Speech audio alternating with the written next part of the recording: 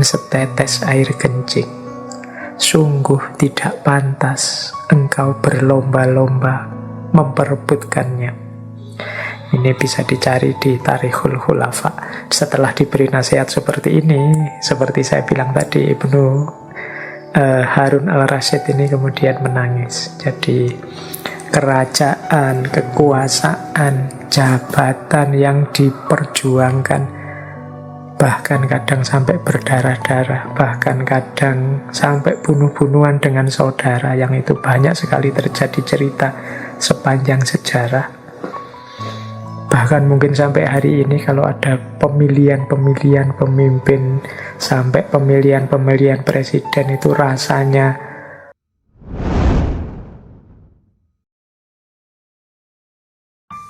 Bismillah.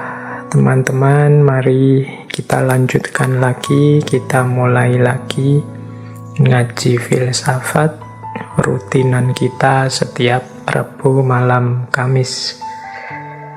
Semoga kita masih kuat, masih siap, dan masih mantap untuk menempuh jalan ilmu, nambah wawasan-wawasan, nambah pengetahuan, untuk meningkatkan kualitas diri dalam rangka nantinya bisa menjalankan amanat Allah, baik sebagai hambanya maupun sebagai khalifahnya.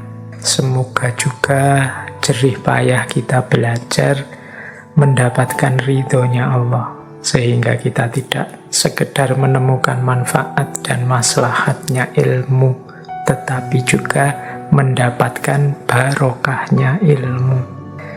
Baik, malam hari ini kita ganti tema. Kalau bulan lalu itu kita temanya rasanya kok agak berat ya, agak mikir, agak membutuhkan analisis-analisis. Tapi bulan ini kita akan ngaji dengan tema-tema yang mungkin lebih bersifat informatif daripada reflektif.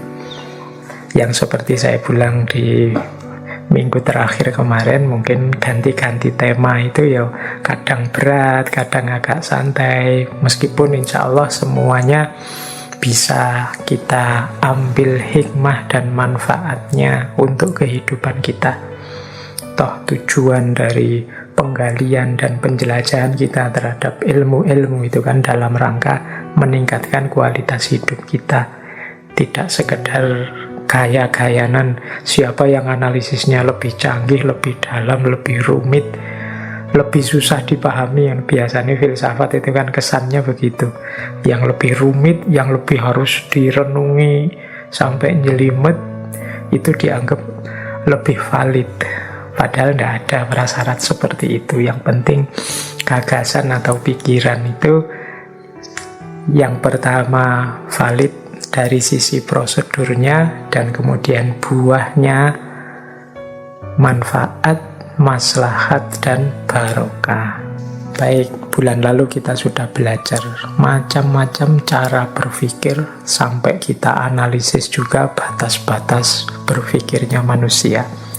Bulan ini kita akan belajar klaster yang berbeda. Bulan ini kita belajar tokoh-tokoh. Ini sebenarnya separuhnya ini tema ini memenuhi permintaan banyak teman. Jadi ini yang minta sudah lama-lama, itu mungkin bulan ini baru saya bisa nuruti beberapa dulu. Nanti mungkin sisanya bulan depannya lagi, bulan depannya lagi. Bulan ini kita membahas para sultan, para raja, dan para wali. Ini rasanya dua dunia yang berbeda, tapi sebenarnya tidak begitu juga. Para wali yang kita angkat bulan ini itu juga ada hubungannya dengan kerajaan, karena mereka ini juga statusnya raja. Nah, sementara para rajanya sendiri yang kita angkat di bulan ini itu raja-raja yang juga dekat dengan dunia spiritual. Jadi tentu saja kita bahas tokoh-tokoh kita ini dengan gaya ngaji filsafat. Jadi kita tidak akan sangat mendalam di bidang mungkin analisis kebijakan politiknya, mungkin kita tidak sangat mendalam dalam hal akurasi historis sejarahnya. Teman-teman yang lebih ahli di situ mungkin bisa nanti melengkapi apa yang kita kaji malam hari ini. Gayane ngaji filsafat itu kan lebih banyak mencari, memilah-milah materi sekiranya kita bisa mengambil manfaat dan hikmah dari situ. Apalagi dari tokoh-tokoh utama seperti yang kita angkat bulan ini, bahkan dari tokoh-tokoh yang kadang-kadang kita konotasikan sebagai negatif seperti Hitler lah, Genghis Khan lah, atau Nietzsche lah, atau siapalah, itu kan juga bisa kita ambil banyak hikmahnya. Jadi tidak masalah siapapun bisa diangkat di ngaji kita ini dalam konteks sebagai pelajaran. Kalau itu ternyata isinya negatif, berarti pelajaran bagi kita untuk tidak melakukan hal yang sama. Kalau isinya positif, itu berarti tantangan bagi kita untuk bisa atau tidak kita meneladaninya. Jadi cara berpikirnya seperti itu. Baik, materi-materi kita bulan ini secara analisis filosofisnya mungkin tidak terlalu jelimet, tapi yang berat itu adalah bisa atau tidak kita mengambil hikmah dan meneladani apa yang dilakukan atau disampaikan tokoh-tokoh kita di bulan ini untuk meningkatkan kualitas hidup kita. Bulan ini kan tentang dua klaster manusia, yaitu para raja dan para wali. Para raja ini mereka yang memimpin masyarakat, memimpin manusia. Kalau para wali ini kan dikenal kemampuannya memimpin dirinya sendiri. Nah, ini orang-orang yang memang tidak diragukan lagi kapasitasnya di bidang ini. Kemampuan memimpin diri dan kemampuan memimpin orang lain. Ini empat-empatnya sebenarnya ahli di dua-duanya. Karena para wali yang kita angkat di bulan ini para wali yang juga raja, yang juga sultan. Baik, malam hari ini kita bertemu tokoh yang sangat masyhur, sangat populer. Khalifah yang mungkin namanya sudah kita kenal sejak kita dulu kecil, sekolah-sekolah SD didongengi oleh guru-guru kita. Tokoh ini banyak disebut-sebut, misalnya ketika kita bercerita tentang Abu Nawas, ketika kita bercerita tentang kejayaan Islam. Karena Harun al-Rasyid ini yang kita bahas malam hari ini adalah salah seorang sultan dari dinasti Abbasiyah. Beliau ini khalifah kelima dari kekhalifahan Abbasiyah yang memerintah tahun 786 sampai tahun 803. Beliau ini lahirnya tahun 766, jadi beliau menjadi khalifah tahun 786. Beliau ini putra dari khalifah kedua Abbasiyah, yaitu Muhammad al-Mahdi.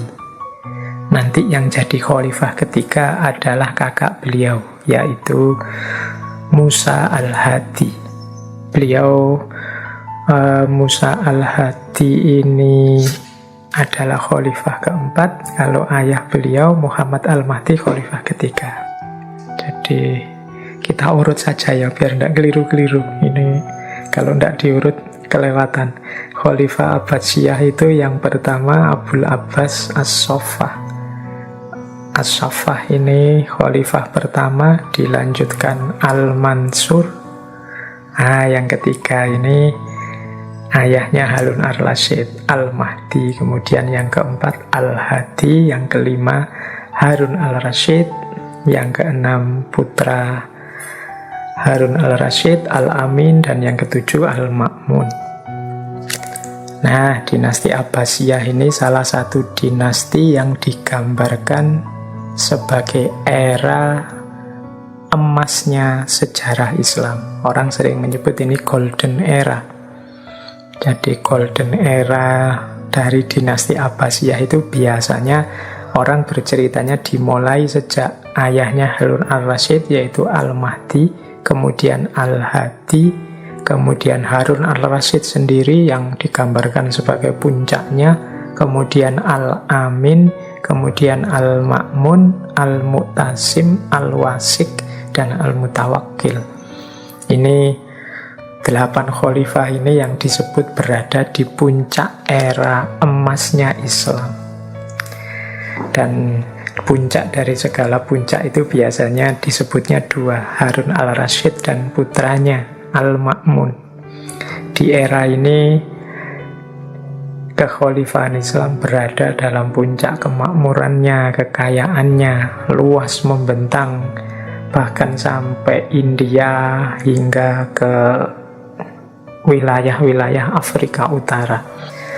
Nah, malam hari ini kita akan mencoba menggali apa yang kita bisa teladani dari Khalifah Harun al-Rasyid ini.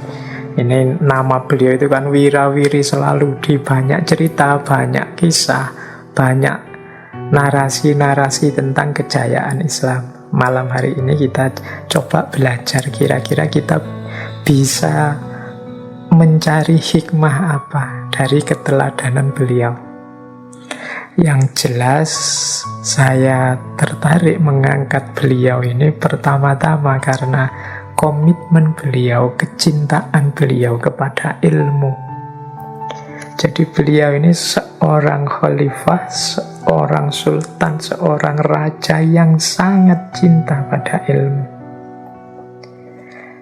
Banyak sekali inovasi-inovasi beliau yang nanti coba kita jelajahi satu-satu ya. Keteladanan beliau yang menunjukkan kecintaan kepada ilmu. Dan memang Allah tidak mengingkari janjinya seperti yang disebutkan dalam Al-Quran itu kan, yarfa'illahu alladzina amanu minkum walladzina utul ilma darajat. Orang itu yang mendapat ilmu, punya rasa cinta pada ilmu, itu derajatnya akan tinggi. Dan ini juga dirasakan dan terjadi pada Khalifah Harun al-Rasyid. Di zaman beliau ini kita ketemu banyak sekali ulama-ulama dari berbagai bidang keilmuan. Yang saya ingat misalnya kalau ahli-ahli bahasa, teman-teman mungkin pernah dengar nama Sibawayh atau Al-Kisai atau Al-Ahmar. Ini tokoh-tokoh ahli bahasa. Para sufi, ini yang sering kita bahas. Robi'ah Al-Adawiyah, Syakik Al-Balkh, itu di eranya Harun al-Rasyid ini mereka hidup. Termasuk yang nanti minggu ketiga kita bahas, Ibrahim bin Adham. Ibrahim bin Adham ini sufi, seorang raja yang mengundurkan diri dari kota Balkh, yang kemudian menjalani hidup mengembara sebagai seorang sufi. Ini juga beliau mengalami hidup di masanya Harun al-Rasyid. Jangan lupa juga kalau di bidang fikih ada Imam Malik, Imam Syafi'i, Imam Ahmad. Ini juga hidup di era-era pemerintahan Harun al-Rasyid ini. Kalau filsafat, mungkin di era Al-Ma'mun banyak filosof-filosof lahir. Di era Harun al-Rasyid ini, filosof yang kita sebut filosof muslim pertama, yaitu Abu Yusuf bin Ishaq al-Kindi. Ini ketika meninggalnya Harun al-Rasyid ini, Al-Kindi masih berusia 8 tahun. Jadi nanti puncaknya filsafat ada di era Al-Ma'mun. Tapi rintisan membangun peradaban ilmu itu sudah dilakukan secara luar biasa sejak zamannya Harun al-Rasyid ini. Jadi di zaman itu semarak sekali kegiatan-kegiatan ilmiah. Mungkin penting ya untuk kita introspeksi bahwa di antara kejayaan satu bangsa, Yang kalau kita mau belajar dari sejarah peradaban-peradaban manusia, itu selalu saja yang jadi pusatnya peradaban adalah tempat di mana di situ jadi pusatnya kegiatan ilmiah. Sampai hari ini. Jadi zaman itu mungkin seperti kita hari ini ya, banyak di antara kita yang bercita-cita mimpi-mimpi bisa kuliah di barat, bisa kuliah di Oxford, Harvard, dan lain sebagainya. Nah, zaman Abbasiyah ini sebaliknya, mungkin dulu banyak orang dari seluruh penjuru dunia ingin bisa belajar sekolah di Baghdad yang dirintis oleh Harun al-Rasyid dan kawan-kawan, karena peradaban ilmiahnya sudah maju. Sejauh hasil saya membaca itu, berbagai kegiatan ilmiah dilakukan di zaman ini. Misalnya mengejar manuskrip, mencari naskah-naskah kuno, itu banyak sekali dilakukan. Kemudian menerjemahkan karya-karya bahasa asing ke dalam bahasa Arab.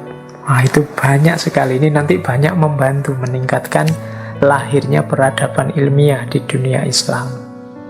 Kemudian membuat syarah-syarah, komentar-komentar atas karya orang terdahulu, tidak hanya karya bidang agama, bahkan karyanya para filosof Yunani pun diterjemahkan dan disarahi.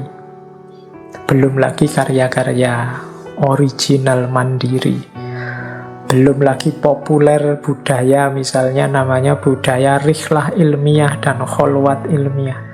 Rihlah ilmiah itu berarti melakukan perjalanan-perjalanan kemana-mana untuk belajar, menemui para ahli ilmu.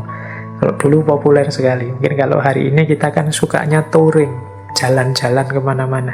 Tapi kalau zaman itu, touringnya itu menemui para guru, menemui para ulama.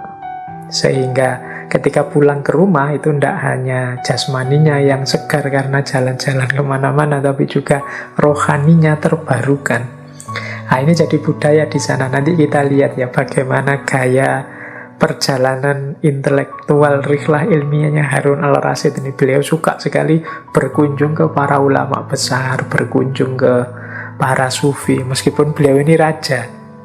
Jadi harusnya kan raja itu tinggal manggil saja, tapi zaman itu banyak ulama yang memang sangat istiqomah, serius dengan ilmunya, sehingga mungkin tidak memungkinkan bagi Harun al-Rasyid untuk memanggil mereka. Belum pasti mereka juga mau, atau juga memang adab orang belajar, orang berilmu itu ya memang yang membutuhkan ilmu yang mendatangi gurunya.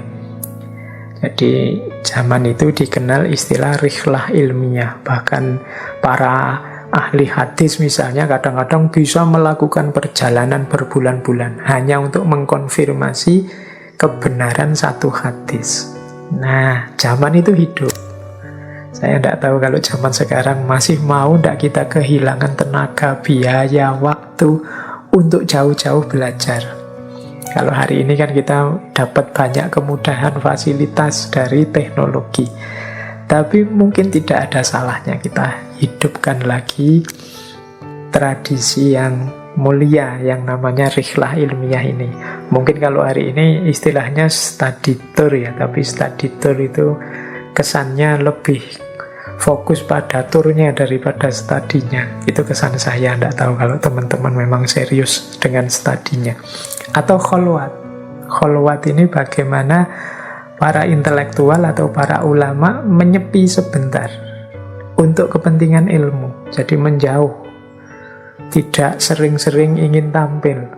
Jadi dalam rangka apa? Mendalami ilmu. Itu namanya kholwat. Kalau hari ini kan kadang-kadang kita ini sering terseret arus untuk sering tampil. Jadi sedikit-sedikit tampil, sedikit-sedikit tampil. Jadi ekspresi dirinya terlalu banyak, pematangan dirinya agak kurang, sehingga sering jadi masalah kemudian. Kalau zaman dulu ada tradisi kholwat, jadi menyepi sebentar untuk memperdalam ilmu. Kemudian zaman itu juga banyak halaqah-halaqah, diskusi-diskusi di lingkungan istana, di masjid-masjid, di rumah-rumah para ulama, dan lain sebagainya.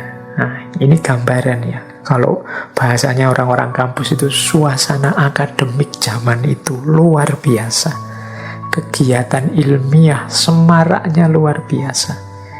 Membuat orang cinta dengan ilmu. Jadi peradaban ilmiah itu berkembang. Pertama-tama adalah dukungan penguasanya.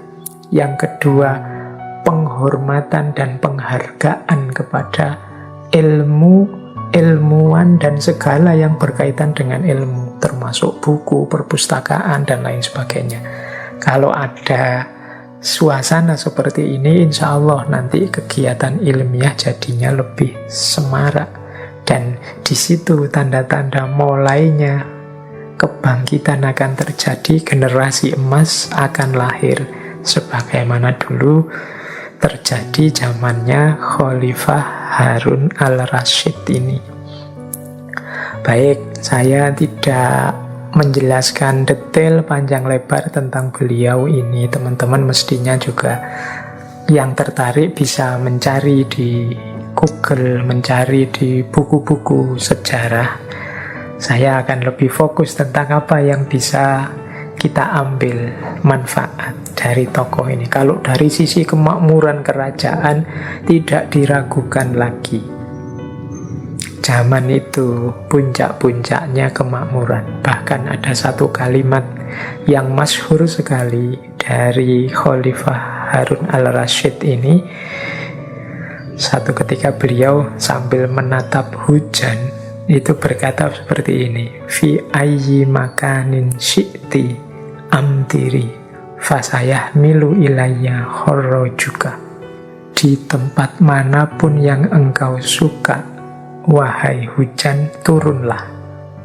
Fi ayyi makanin syi'ti amtiri fasayah milu ilayya khorrojuka. Maka akan datang padaku hasilmu, hasil bumimu. Jadi, wahai hujan, suka-sukamu mau turun di mana, turun di sini boleh, turun di daerah manapun boleh, tapi kesuburan, kenikmatan yang disebabkan oleh hujan itu pasti juga akan nyampe ke sini juga. Ini mungkin gambaran saat itu wilayahnya luas, jadi hujan dimanapun. Bahkan wilayah-wilayah jauh karena taklukannya dinasti Abbasiyah saat itu sudah luas, itu ya tetap akan datang ke Baghdad. Mungkin dalam bentuk pajak, upeti, atau dalam bentuk apa, perdagangan, dan lain sebagainya. Jadi, fi ayyi makanin syi'ti amtiri fasayah milu ilayya khorrojuka. Dimanapun, wahai hujan, engkau mau turun, turunlah sesukamu. Karena hasilmu, manfaatmu pasti akan datang padaku. Ini saja mungkin bisa untuk menggambarkan betapa gemah ripah loh jinawi toto tentrem kertora harjo, kalau katanya orang Jawa. Eranya Harun al-Rasyid ini. Nah, cuma malam hari ini kita akan lebih fokus belajar dari Harun al-Rasyid bagaimana cara kita mencintai ilmu. Apalagi ketika kita sedang memegang kekuasaan. Sering saya bilang, kita semua ini kan pemimpin di level kita masing-masing. Mari jadi pemimpin, jadi manusia yang cinta ilmu. Harun al-Rasyid ini dikenal secara karakter ya sebagai khalifah. Selain hatinya lembut, dia juga tegas. Jadi ini menarik ya, kombinasi antara lembutnya hati dan ketegasan. Lembutnya hati itu kelihatan misalnya beliau itu setiap kali mendapat nasihat dari para ulama itu sering sekali ceritanya beliau itu langsung menangis. Kalau ada sufi menyindir apa, beliau langsung tersentuh hatinya, air matanya keluar. Jadi dari sisi ini kelihatan beliau ini seorang khalifah yang hatinya lembut, tapi juga tegas. Kalau berhadapan dengan hal-hal yang membutuhkan ketegasan, ya beliau akan tegas. Banyak cerita bagaimana beliau ini tidak kompromi pada orang-orang yang dipandangnya akan merugikan masyarakat, merugikan dinasti, merugikan kekhalifahan. Mungkin dengan tindakannya, mungkin dengan kelakuannya. Ada cerita beliau ini ya, kalau ada orang korupsi itu sudah tidak ragu-ragu lagi dieksekusi. Jadi ada cerita misalnya beliau ini memecat dan memenjarakan Yahya bin Khalid. Yahya bin Khalid ini pernah diangkat oleh Harun al-Rasyid sebagai Perdana Menteri. Nah, tapi kemudian oleh Harun al-Rasyid dia dipecat karena ketahuan korupsi dan diminta mengembalikan seluruh hartanya ke Baitul Mal, ke kasnya negara. Ini tegas. Jadi waktunya tegas, dia bisa tegas. Tapi kalau memang saatnya lembut, beliau sangat lembut. Hatinya sangat mudah tersentuh. Kemudian secara karakter juga beliau ini digambarkan sangat religius. Ya pasti saja karena beliau sangat gemar dengan ilmu. Akhirnya beliau mendapat banyak sekali petuah, nasihat, tuntunan. Dan tidak ada gunanya kalau petuah, nasihat, dan tuntunan itu kemudian tidak dijalankan. Maka beliau ini dikenal juga sangat religius. Ada riwayat, kalau teman-teman membaca misalnya Tarikh Baghdad karya Khatib al-Baghdadi, itu di sana dijelaskan beliau ini sholat setiap hari tidak kurang dari 100 rakaat secara istiqomah. Jadi ya berarti beliau sholatnya tidak hanya sholat 5 waktu dan sholat rawatib saja. Jadi minimal ini 100 rakaat. Ya kecuali ada halangan khusus misalnya perang atau apa. Jadi kalau tidak ada halangan, istiqomah beliau ini setiap hari sholat sebanyak 100 rakaat. Kemudian bersedekah, berderma. Setiap pagi beliau ini bersedekah 1000 dirham. Dan istiqomah juga, setiap pagi beliau bersedekah 1000 dirham. Kemudian termasuk naik haji, beliau ini diceritakan setiap 2 tahun sekali menunaikan ibadah haji. Kalau beliau beribadah haji itu biasanya beliau mengajak sekalian 100 ulama dan anak-anaknya diajak ikut. Kalau kok kebetulan tidak bisa berhaji tahun itu, maka beliau menghajikan 300 orang di tahun itu, plus bekalnya, sangu-sangunya. Nah, ini untuk menggambarkan saja karakter beliau yang religius. Jadi beliau punya komitmen beragama yang dalam. Ini kalau diringkas berarti ya tadi dijelaskan beliau ini lembut hati, tegas, religius, dan yang terakhir sangat cinta ilmu. Malam hari ini kita lebih banyak membahas yang terakhir ini saja ya, sangat cinta pada ilmu. Ini penting mungkin bagi kita, karena seperti saya bilang tadi, pusatnya peradaban, intinya kemajuan dan keberhasilan kita menjalankan amanat Allah sebagai hamba maupun khalifahnya itu ada pada ilmu. Baik, itu tadi gambaran mungkin agak ringkas tentang profil dan karakter seorang Harun al-Rasyid, yang namanya sering sekali kita dengar, apalagi kalau cerita-cerita 1001 malam, apalagi yang berhubungan dengan Abu Nawas yang dulu sering kita bahas itu. Itu pasti menyinggung beliau ini, Khalifah Harun al-Rasyid. Baik, bismillah teman-teman, kita mulai. Seperti apa kecintaan seorang Harun al-Rasyid pada ilmu? Semoga kita bisa mengambil nanti pelajaran dari sini. Yang pertama, beliau ini sebagian besar, mungkin bisa katakan begitu, hidupnya dihidmahkan. Jadi dipersembahkan untuk ilmu dan yang berkaitan dengan ilmu. Buktinya apa? Ini saya akan memberikan beberapa fakta tentang bagaimana cara khidmah ilmu kalau versinya Harun al-Rasyid. Yang pertama apa yang dilakukan oleh Harun al-Rasyid? Beliau ini terkenal sekali memuliakan para guru dan para ulama. Jadi beliau ini dikenal khalifah yang sangat memuliakan ulama dan juga guru. Misalnya yang untuk guru dan para ulama yang mendapat insentif dari kekhalifahan. Khalifah Harun al-Rasyid ini dikenal menjamin kesejahteraan hidupnya para guru dan para ulama. Pokoknya mereka ini sudah ngopeni ilmu saja, ndak usah mikir yang lain. Hidupnya ditanggung oleh khalifah. Nanti ada penjelasan bahwa beliau ini ketika mendirikan pusat-pusat pendidikan, halakoh-halakoh dan lain sebagainya, para guru dan para ulama yang ada di situ diberi gaji bulanan yang jumlahnya sangat besar. Bahkan mungkin tergolong mewah. Jangan dibandingkan dengan yang hari ini ya. Misalnya ini ada riwayat begini.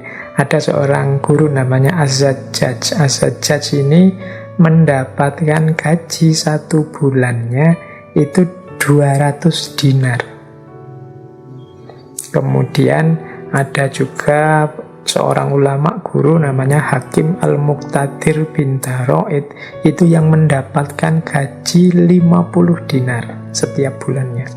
Ini boleh dikruskan ya, saya tidak tahu satu dinar itu berapa, tapi kemarin saya coba googling itu koin 1 dinar emas. Dinar itu kan emas yang produksi Antam itu yang 90-an% itu harganya sekitar 3.500.000. Kalau memang kursnya segitu ya nyuwun sewu, nanti kalau ada ndak cocoknya wong ini ilmu ngereka-ngereka hasil googling.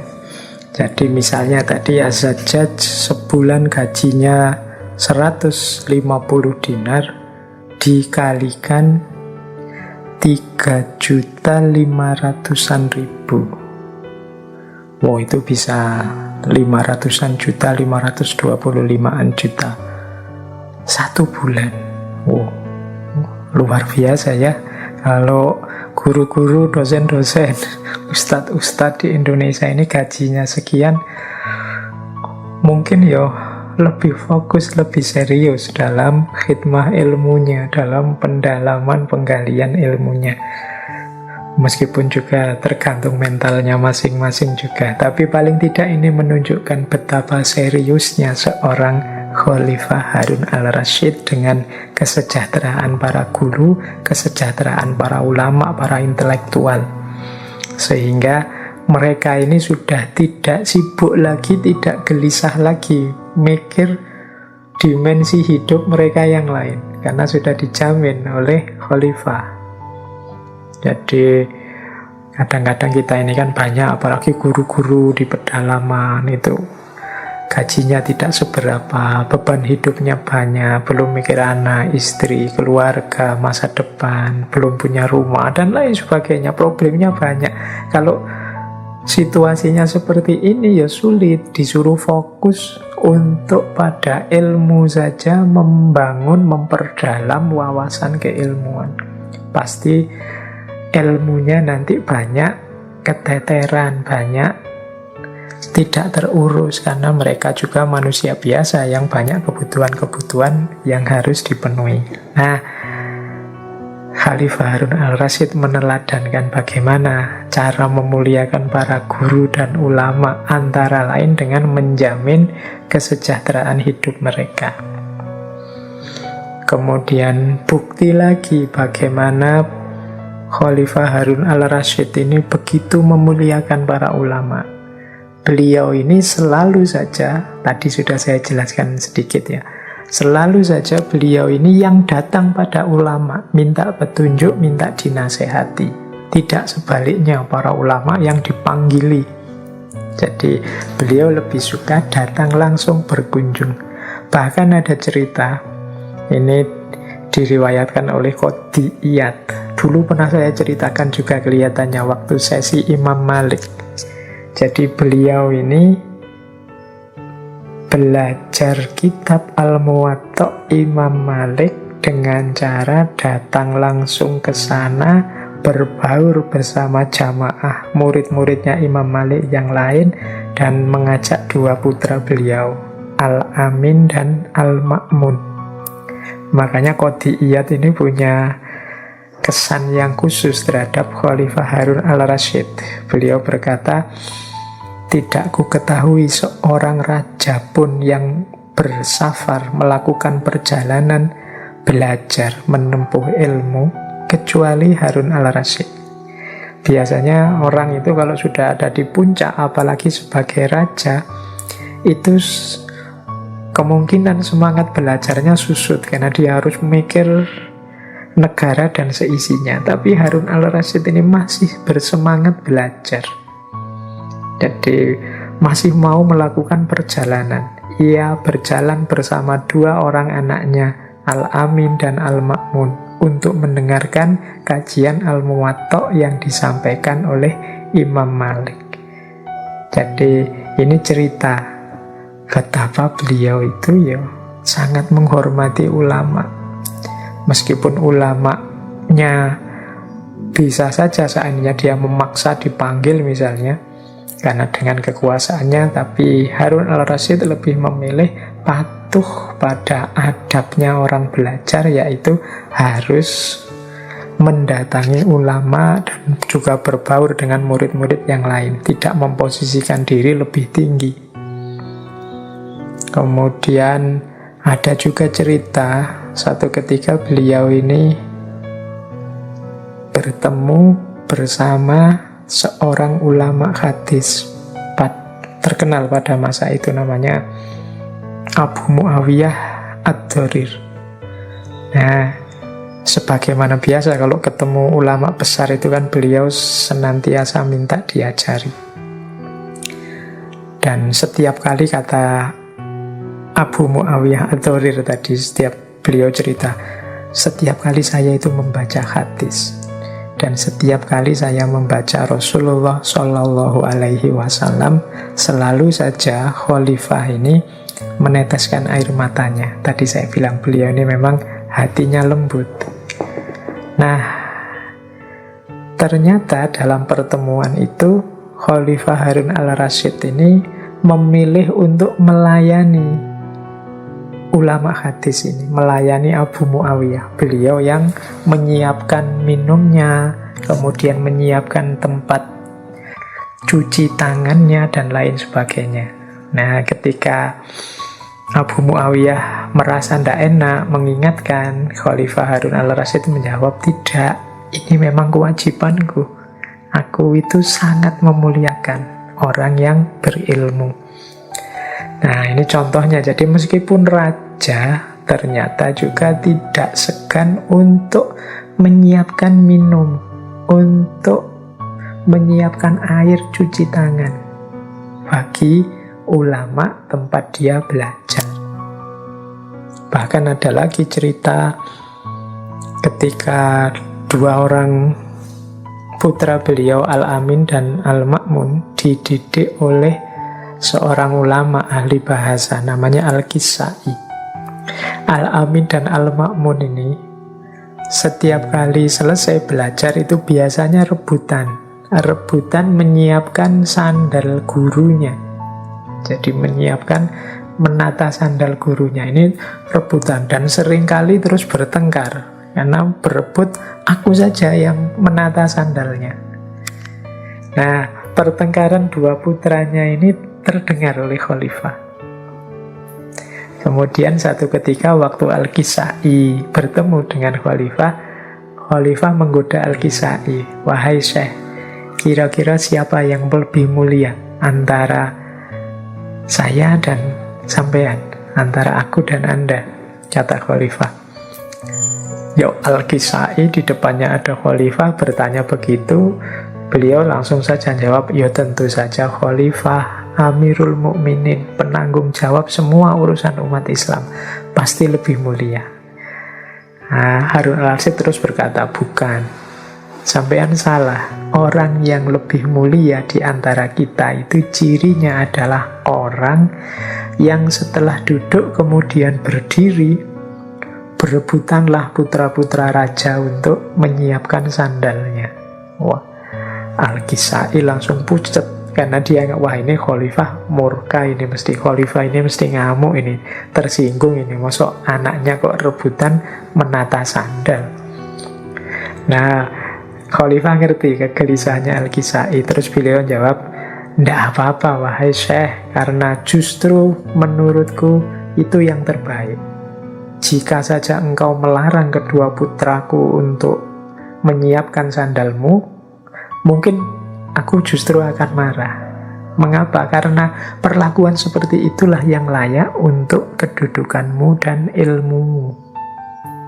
Jadi, ya ini tadi cerita-cerita ini menunjukkan pada kita betapa di antara khidmahnya seorang Harun al-Rashid kepada ilmu adalah penghargaannya dan pemuliaannya yang luar biasa kepada para guru dan para ulama.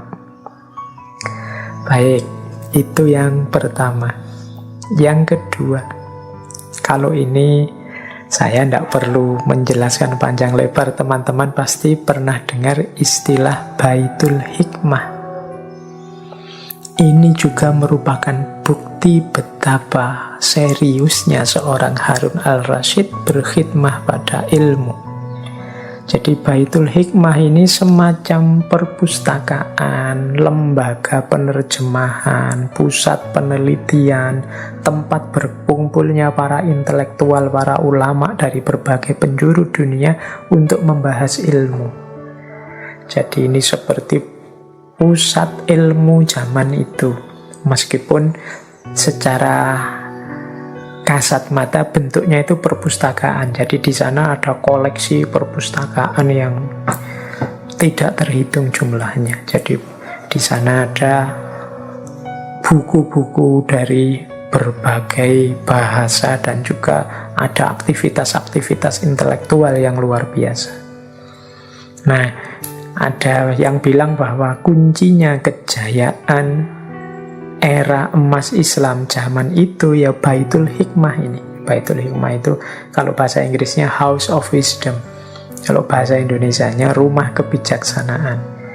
Disinilah nanti umat Islam berinteraksi dengan berbagai literatur, berbagai wawasan keilmuan yang baru, yang kemudian diambil kebijakan oleh Khalifah Harun al-Rashid dengan penerjemahan besar-besaran.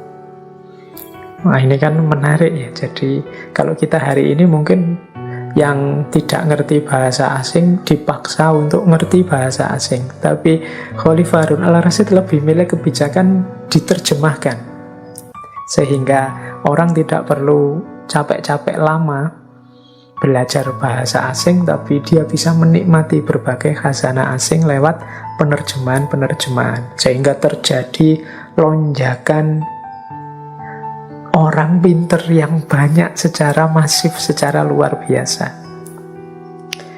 Nah, ini menurut saya salah satu bukti betapa seriusnya, betapa khidmah ilmiah dari seorang Harun al-Rashid kepada ilmu. Dan nanti puncaknya Baitul Hikmah ini ya zaman Khalifah Al-Ma'mun. Ada juga yang bilang sebenarnya nama Baitul Hikmah itu memang di era Khalifah Al-Ma'mun, di era Khalifah Harun al-Rashid ini namanya masih Khizanatul Hikmah. Tapi ya monggo saja, siapa yang pinter sejarah silahkan ditelusuri. Tapi yang jelas institusi ini ada sejak zamannya Khalifah Harun al-Rashid.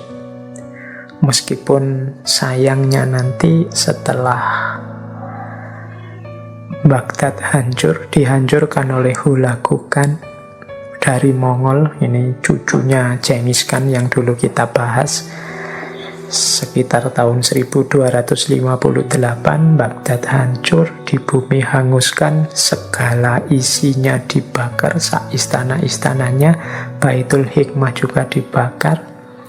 Banyak buku-buku yang dihancurkan, dibuang ke sungai, sehingga ada riwayat bahkan sungai-sungai di Baghdad saat itu warnanya hitam karena kena lunturannya tinta. Dimulai sejak saat itu. Kemudian peradaban intelektual Islam melayu. Jadi Melayu itu semakin layu. Bisa jadi sampai hari ini. Kalau peradaban politiknya sih mungkin naik turun ya, masih bisa menang lagi, bisa di beberapa tempat. Tapi yang bagian keilmuan ini, sejak hancurnya Baitul Hikmah itu kita tidak mengalami lagi era keemasan, menikmati jayanya, indahnya umat Islam yang merayakan ilmu-ilmu. Nah, ini jadi yang kedua, bukti khidmahnya khalifah itu ada pada gerakan penerjemahan. Kemudian ada pada Baitul Hikmah. Sekarang gerakan penerjemahan. Gerakan penerjemahan di Baitul Hikmah ini ya menarik untuk kita bahas secara khusus. Ini zaman itu ada proyek penerjemahan besar-besaran, karya-karya bahasa Persia, bahasa Sanskerta, bahasa Suriah, bahasa Yunani diterjemahkan ke dalam bahasa Arab. Teman-teman mungkin ingat ya, ada misalnya Kalilah wa Dimnah dari bahasa Persia, karya-karyanya Aristoteles, kitab-kitab tentang astronomi, kitab-kitab dari India. Kita kenal nama-nama para penerjemah seperti Ibnul Muqaffa, Ruhana bin Masaweh, dan lain sebagainya. Jadi salah satu upayanya Khalifah Harun al-Rasyid untuk meningkatkan kapasitas intelektual umat Islam saat itu adalah gerakan penerjemahan. Ini lebih cepat meningkatkan kualitas intelektual dibandingkan misalnya kalau masyarakatnya dipaksa, ayo belajar bahasa Yunani karena sumber-sumber asli dalam bahasa Yunani, ayo belajar bahasa Persia, itu mungkin lama. Kayak kita hari ini kan sering, ayo belajar bahasa Inggris, ayo belajar bahasa Arab. Ini yang bahasa Inggris dan Arabnya pas-pasan pasti pontang-panting. Yang mahasiswa saja juga begitu. Tapi Khalifah Harun al-Rasyid mengambil inisiatif penerjemahan. Ya tentu saja dengan melibatkan para ahli, dan sukses karena mungkin seperti tadi, kesejahteraan para penerjemah ini terjamin. Mereka bisa beraktivitas dengan nyaman karena hidupnya terjamin, nyaman dan sejahtera.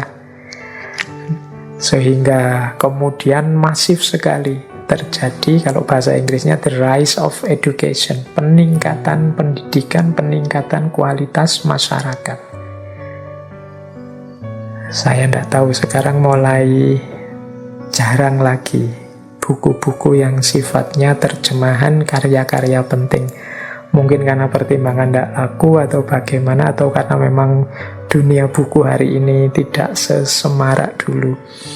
Tapi menurut saya penting juga mode-mode penerjemahan karya-karya ini. Kalau hari ini mungkin sudah beralih versi, karya-karya penting itu dalam bentuk web atau e-book, ya mungkin bolehlah ada proyek-proyek penerjemahan e-book atau penerjemahan buku-buku digital ke dalam bahasa Indonesia. Dalam rangka ini tadi, meningkatkan orang pintar lebih cepat dan banyak. Jadi, dan itu dulu yang diambil strateginya oleh Khalifah Harun al-Rasyid. Dan para penerjemah suka dan semangat ya karena tadi dia dijamin. Hari ini mungkin situasinya agak berbeda, karena mungkin para penerjemah tidak mendapat imbalan yang pantas sehingga mereka tidak terlalu bersemangat, tidak selalu bergairah, karena hanya orang-orang tertentu mestinya yang punya panggilan jiwa ke sana yang masih serius.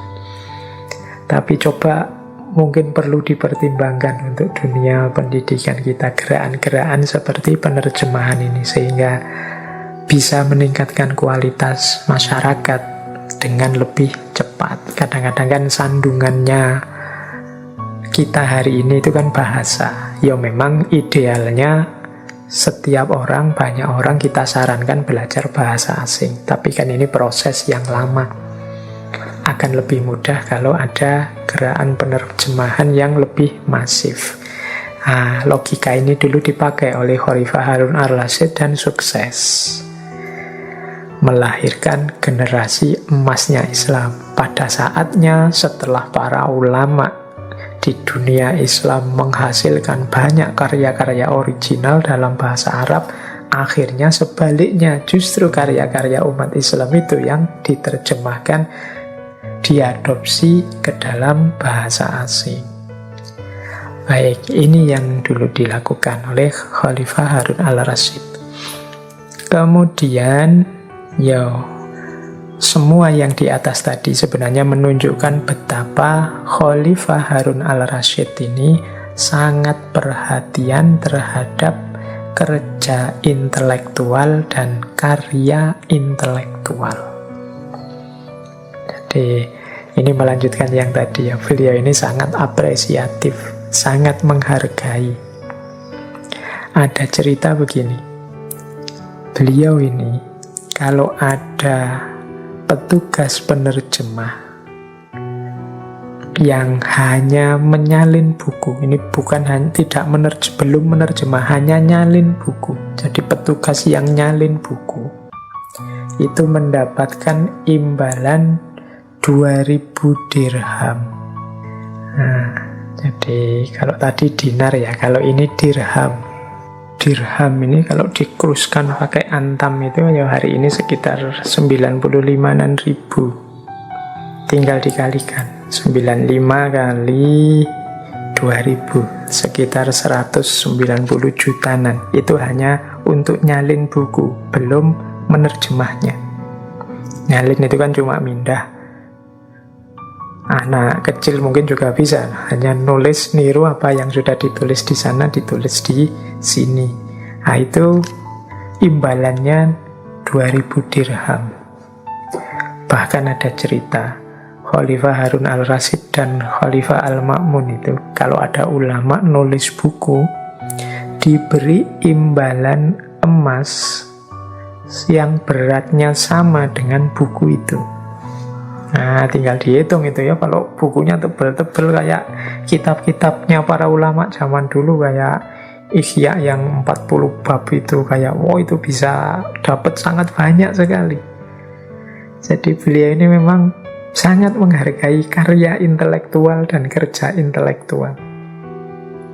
Dan ada riwayat lagi, satu ketika beliau ini hampir menaklukkan Bizantium, Konstantinopel.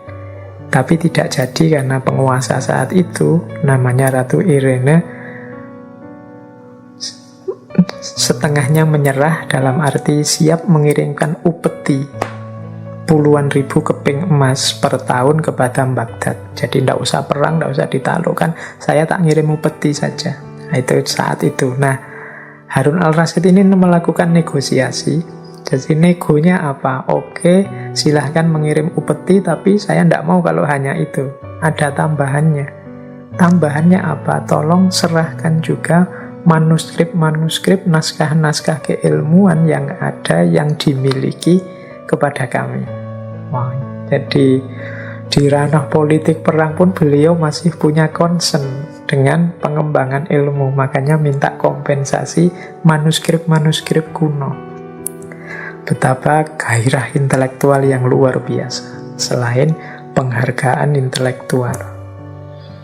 Jadi itu pun belum kalau kita melihat berbagai inovasi-inovasi beliau di bidang pendidikan. Ada kutab, namanya kutab ini semacam pendidikan dasar untuk anak-anak.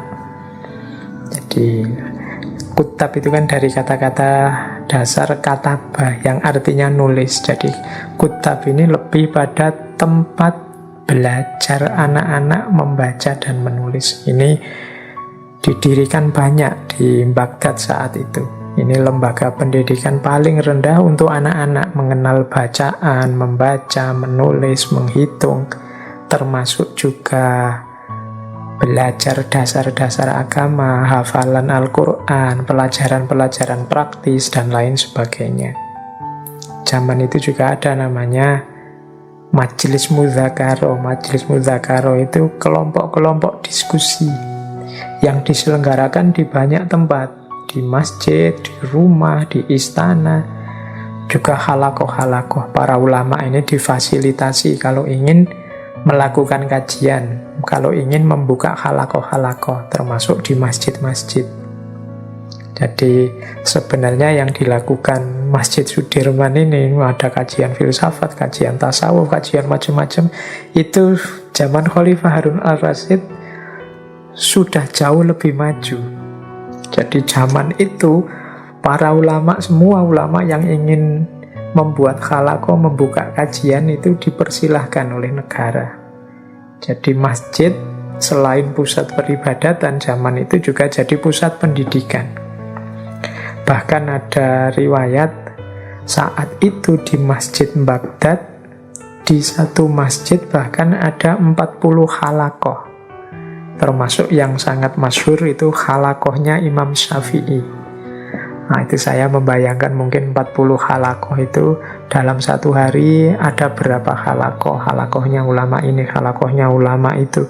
Hari ini siapa, kemudian besok siapa, dan lain sebagainya. Jadi di sana ada, berarti ada 40 ulama yang punya halakoh di masjid. Termasuk halakohnya Imam Syafi'i.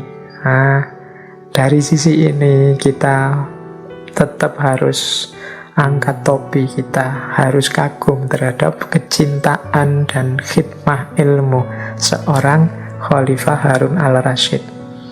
Ini belum lagi kalau kita tarik ke bagian sastra misalnya. Tadi seperti Abu Nawas itu kan bagian sastranya. Jadi ada riwayat zaman itu memang ada lembaga khusus kesusastraan. Ada majelis khusus yang memang dibentuk oleh khalifah. Sebenarnya tujuan utamanya membahas berbagai macam ilmu pengetahuan. Ya di situ teman-teman mesti dengar ya, ada Abu Nawas, dikenal juga misalnya Abu Tammam namanya, atau mengapa bisa lahir Al-Fulailah Walailah, 1001 malam. Itu kalau tidak ada komitmen dukungan dari penguasa, tidak mungkin bisa lahir karya-karya monumental seperti itu.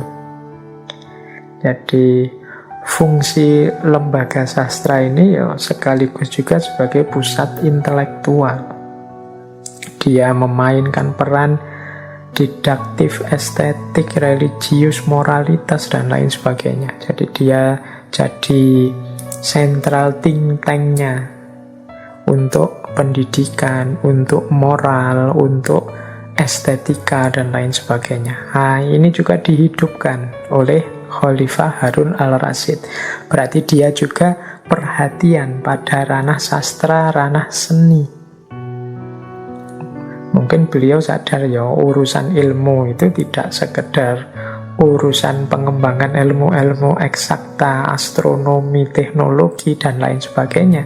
Tapi bidang-bidang sosial, humaniora, khususnya sastra, itu juga bidang yang tidak boleh ditinggalkan dalam rangka kita membangun peradaban yang unggul. Jadi teman-teman, ya ini sudah hampir 1 jam ini kita masih sedang mengagumi betapa dahsyatnya khidmah ilmu, kecintaan ilmu, pengabdian dan komitmen Harun al-Rasyid pada ilmu. Ini mungkin penting ya untuk kita semua, kita jadikan benchmark. Nanti mungkin di antara teman-teman ini ada yang punya kekuasaan menjadi pemimpin di level apapun, tolong jangan lupa kepedulianmu, pengabdianmu, concernmu terhadap bidang ilmiah atau ilmu-ilmu. Karena itu nanti akan jadi salah satu ukuran parameter kesuksesan lembaga kita, kesuksesan hidup kita, kesuksesan peradaban kita. Baik, nah sekarang kita Coba masuk ke sisi yang berbeda dari Khalifah Harun al-Rasyid ini. Tadi di depan saya bilang beliau ini rajin sekali melakukan rihlah-rihlah ilmiah. Pelajaran-pelajaran yang beliau cari, beliau gali dengan cara menemui para ulama, menemui para sufi. Ada aneka ragam cerita. Coba malam hari ini ya kita telusuri beberapa kisah rihlah ilmiah beliau, kemudian kira-kira pelajaran apa yang bisa kita ambil, manfaat apa dan hikmah apa yang bisa kita ambil dari perjalanan intelektual seorang Harun al-Rasyid ini. Baik, bismillah, ini babak kedua. Kalau tadi hikmah ilmu, sekarang rihlah ilmiahnya. Yang pertama, mari kita ikuti perjalanan Harun al-Rasyid ketemu seorang ulama yang bernama Ibnu Samak. Nah, saat bertemu Ibnu Samak ini terjadi dialog. Saat itu Harun al-Rasyid meminta untuk disuguhi minum. Mungkin beliau sedang haus. Oleh Ibnu Samak disuguhi semangkok air minum. Kemudian Ibnu Samak berkata, "Wahai Amirul Mukminin, seandainya Anda terhalangi meminum minuman ini." Jadi maksudnya Ibnu Samak, satu mangkok ini pun Anda tidak dapat. Atau dapat tapi terhalangi sehingga tidak bisa minum. Misalnya dipegang orang yang orang ini mau menjual dengan harga mahal. Satu mangkok air ini, dengan apa kira-kira Anda akan membelinya? Kata Harun al-Rasyid, dengan setengah kerajaanku. Jadi ini maksudnya kan kalau kita sudah sangat haus, sangat kehausan, tidak ada air, satu-satunya air satu mangkok itu dimiliki orang, kemudian orang itu mau menjual. Itu mungkin bayangkan saja kita di tengah padang pasir, tidak ada air sama sekali, ketemu orang yang bawa air semangkok. Itu kata Harun al-Rasyid, kalau situasinya seperti itu, bahkan dengan setengah kerajaanku pun akan aku beli. Oke, Ibnu Samak kemudian melanjutkan, baik, kalau gitu minumlah dulu, semoga Allah memberikanmu ketenangan. Setelah Harun al-Rasyid selesai minum, Ibnu Samak kemudian bertanya lagi, wahai Khalifah, seandainya air yang sudah diminum tadi tidak bisa dikeluarkan lagi, ya ini maksudnya tidak bisa kencing sekarang, sudah minum tidak bisa keluar lewat air kencing, air kencingnya terganggu misalnya, kan ada itu penyakit-penyakit orang yang tidak bisa kencing, dengan apa Anda akan menebusnya? Maka Harun al-Rasyid itu menjawab, kalau situasinya seperti itu sudah mengancam jiwa, itu kalau sudah penyakitnya seperti itu, bahkan dengan seluruh kerajaanku pun aku mau bertukar, biar sembuh, biar tidak sakit ginjalnya, biar bisa kencing lagi. Jadi air minum satu mangkok seharga setengah kerajaan, air kencing justru yang tidak bisa keluar bisa seharga seluruh kerajaan. Maka Ibnu Samak kemudian menasehati, sesungguhnya harga sebuah kerajaanmu hanyalah seteguk air dan setetes air kencing. Sungguh tidak pantas engkau berlomba-lomba memperebutkannya. Ini bisa dicari di Tarikhul Khulafa. Setelah diberi nasihat seperti ini, seperti saya bilang tadi, Ibnu Harun al-Rasyid ini kemudian menangis. Jadi kerajaan, kekuasaan, jabatan yang diperjuangkan, bahkan kadang sampai berdarah-darah, bahkan kadang sampai bunuh-bunuhan dengan saudara, yang itu banyak sekali terjadi cerita sepanjang sejarah. Bahkan mungkin sampai hari ini kalau ada pemilihan-pemilihan pemimpin, sampai pemilihan-pemilihan presiden, itu rasanya seolah-olah segalanya. Saya harus menang, saya harus sukses, bila perlu menghalalkan segala cara untuk bisa menang, bisa berhasil. Ternyata kalau dikuruskan dengan diri kita sendiri, misalnya saat kita kehausan dan dibandingkan dengan air satu mangkok, atau saat kita punya sakit tidak bisa kencing dengan setetes air kencing, itu segala kekuasaan, segala fasilitas yang kita miliki mungkin akan rela kita korbankan demi kita bisa minum air seteguk dan bisa mengeluarkan air kencing setetes.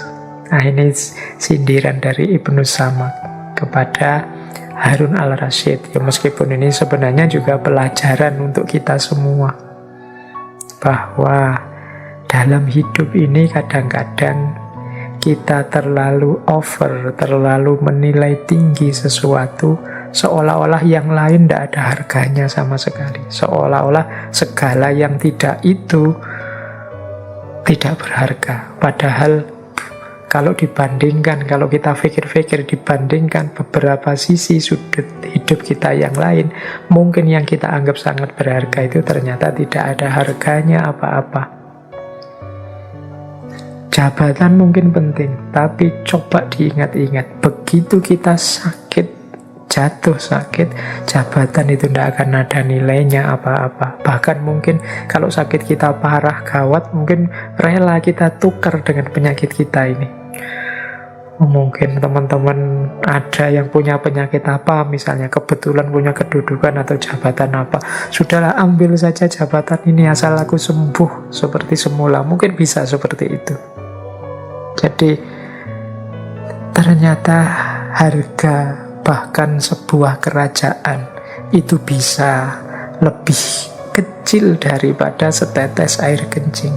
Dengan cara berpikir seperti ini, maka penting kita dalam hidup ini bijaksana untuk tidak menganggap hal-hal duniawi apapun sebagai segalanya.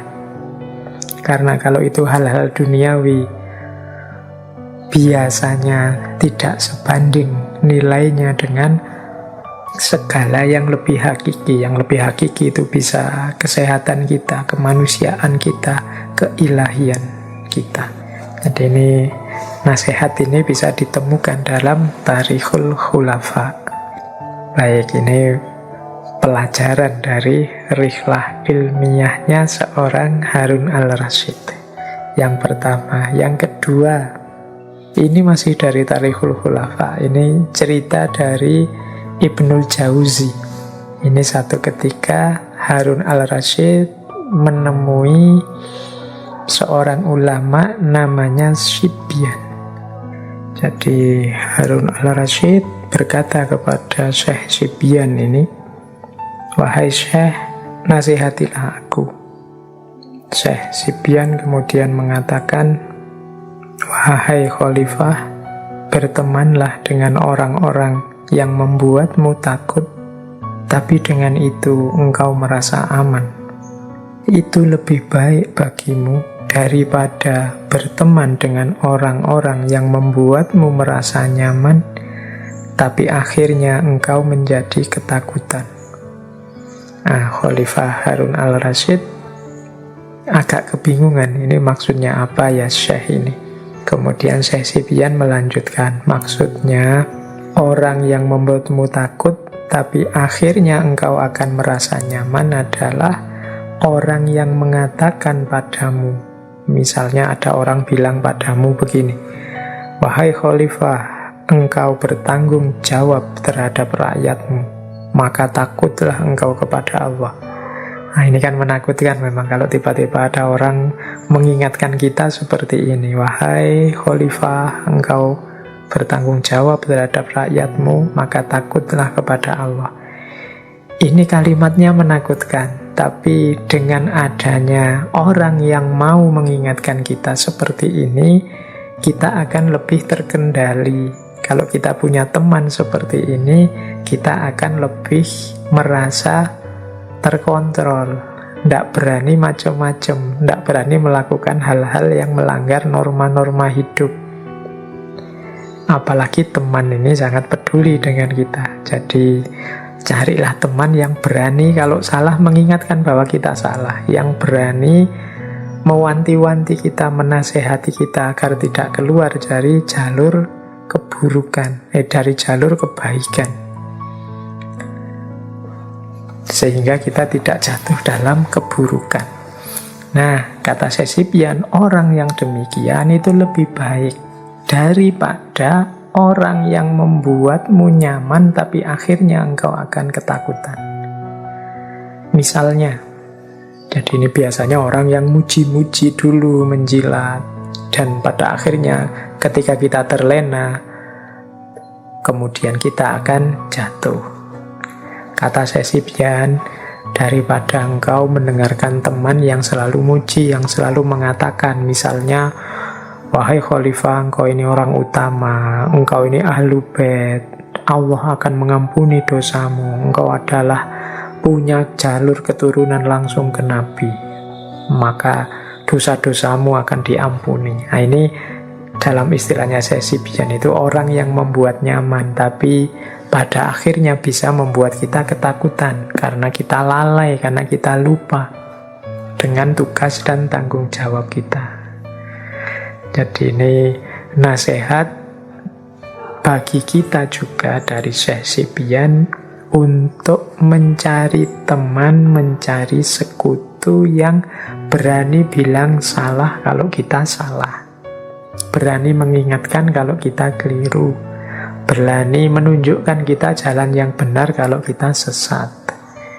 Teman lo ya, teman itu kalau mengkritik dasarnya kepedulian, bukan melecehkan atau merendahkan kita karena wah dasar orang tidak tahu, dasar orang bodoh, dasar orang tidak pinter, sini tak kasih tahu. Nah, itu beda konotasinya. Ini teman. Jadi teman itu ya memang kadang-kadang kata-katanya nyelekit, tapi dalam rangka biar kita sadar, biar kita bangkit, daripada teman yang senantiasa menjilat kita, memuji-muji kita. Wah, sampean hebat sekali, sampean luar biasa, sampean terkenal sekali sekarang, sampean wah sudah followernya, subscribernya, pengikutnya sudah banyak, luar biasa, kagum saya.